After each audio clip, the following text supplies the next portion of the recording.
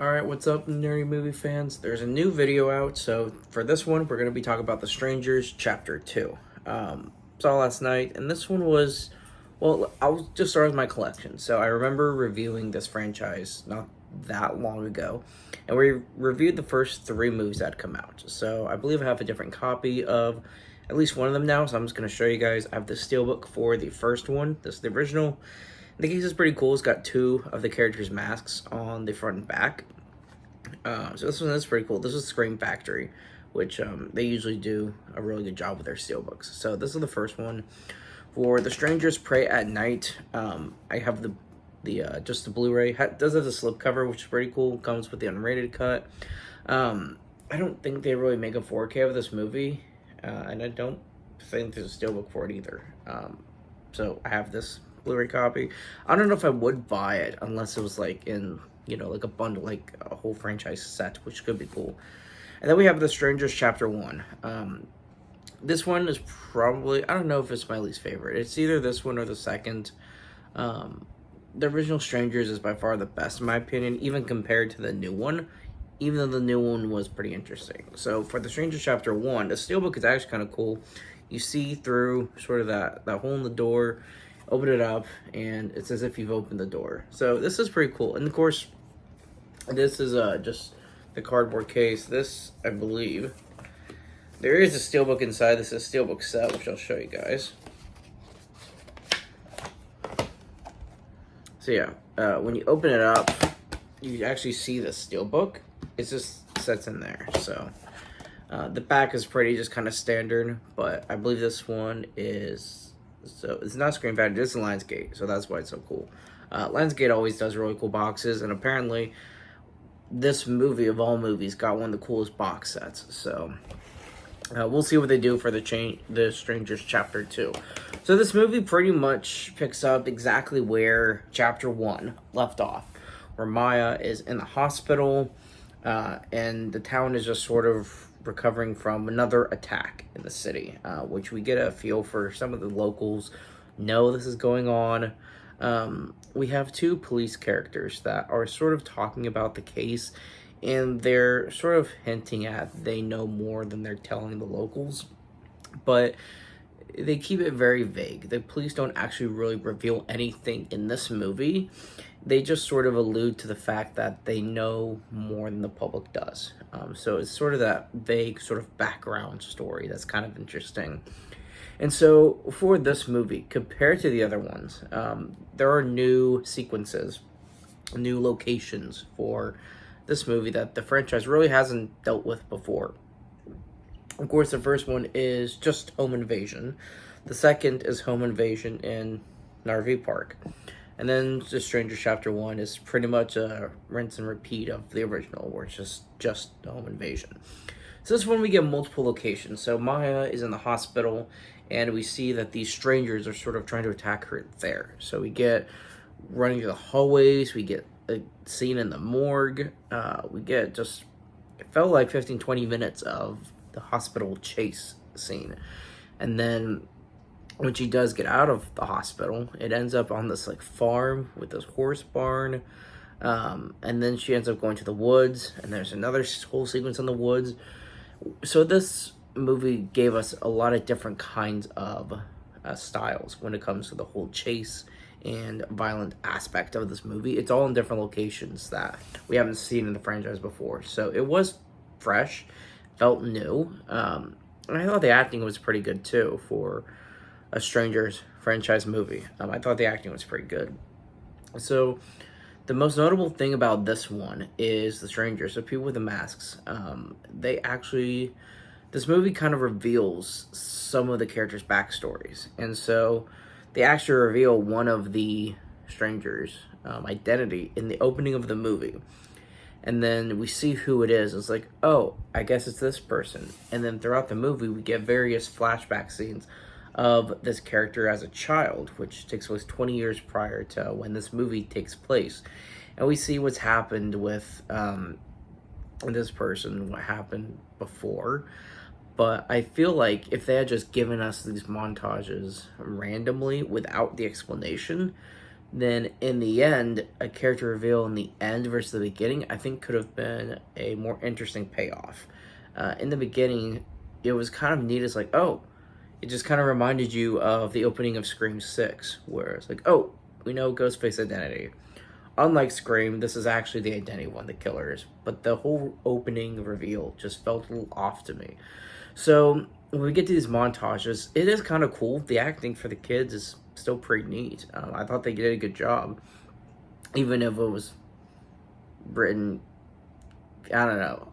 I'll let you decide. But I think just revealing it, I feel like it should have waited to the end. So enough of that. We get montage for some of the characters, and after the sequence at the hospital and the sequence in this barn on this farm property, it felt like a majority of the middle of the movie takes place in the woods. So she's hurt. She's got stitches in multiple places.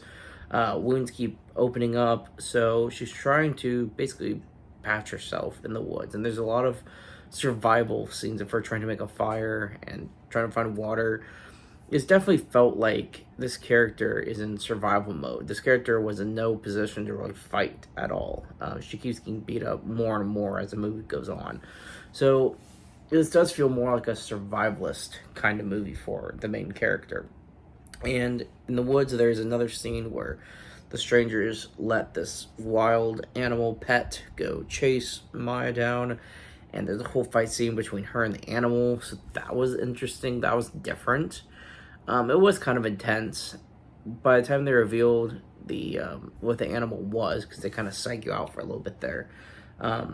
Once the animal ends up, the animal story's done, you get a flashback of that animal as a baby with the stranger as a child. So it kept giving us more and more piece of backstories throughout the film, which I thought was kind of interesting, which is something we haven't really got before. In The Strangers Prey at Night, we got one of the masks taken off one of the characters, but we don't know anything about them. So for this movie, doing that I thought was an interesting choice because it's finally doing something different, but in a kind of neat way. It merits this franchise being a trilogy now, whereas just the first one, if that was just a one-off movie, it would feel random because it's just a copy of the first one. But because this builds on that, it's now creating a second installation to this franchise now. It's a trilogy. They're already doing the third. There's going to be a Strangers Chapter 3. So I am interested to see how this all plays out once it finally comes to a close. So for this movie, after the sequences in the woods, which I felt like took up a majority of the middle, I would say, or at least the scenes in the woods came to a close when we're in like their last third of the movie, where it takes place in a house, which the franchise always does. But we got one of the nurses in the hospital was helping Maya out. So she ends up at this house where this nurse and some roommates of hers are, and we get some sketchy vibes from some of the characters where the movie, I think, wants us to believe that one or two of these characters could actually be some of the strangers. And there's some characters that you're thinking it doesn't make sense to be this person. And then there's times where it says, okay, this has got to be it. It sort of plays with that. Are they going to go through a horror trope or not? Where there's this one character they really want you to believe is one of the strangers. So it's almost, is it too obvious so it can't be that character?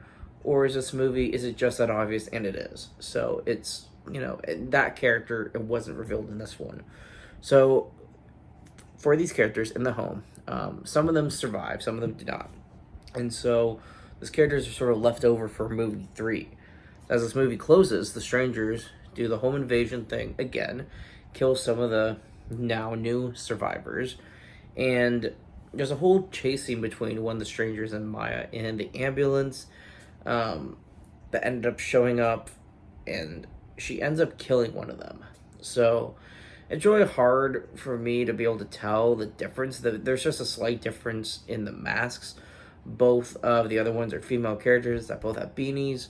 And I know one has a skirt, one doesn't, but in dark, when all these scenes take place at night and they show up at some jump scare moment, it's kind of hard to tell from just 2 seconds of screen time. So one of them does end up getting killed. And this is sort of our finale for the movie. After one of them is killed, the other two strangers show up to see the body, and we take one of the strangers takes the other's mask off, and you realize, oh, that's a character that was revealed in the beginning of the movie. So I guess we got this whole movie to learn about this character's backstory to see his character die. So it's a little underwhelming as far as that is concerned. I wish they would have killed one of the other strangers so that the one we got the backstory for can go into the final act and this final film having more and more story.